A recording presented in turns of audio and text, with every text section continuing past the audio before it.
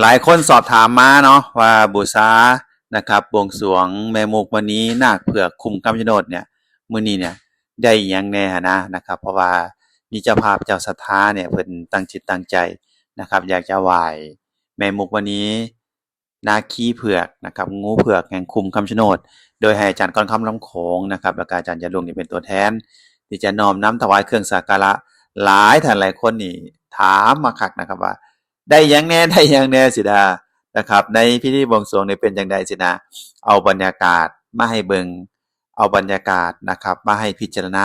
ไผเห็นอิหยังก็ขอให้มีทรัพย์มีโชคเด้อนะครับถ้าเห็นหยังก็แล้วแต่มื้อนี้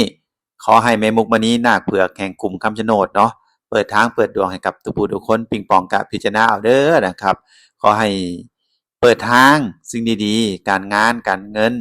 บ่ว่าสิคิดอ่านจังไดก็ขอให้เหล่าพญานาคทั้งหลายเนี่ย เมตตาเกื้อกูลหนุนนำเปิดทางเปิดความโชคดีเปิดทั้ง4ทิศเปิดทั้ง8ทิศ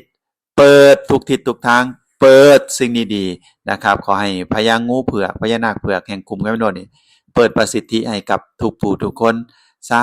ธุบารมีสาธุความโชคดีสาธุสาธุสาธุครับ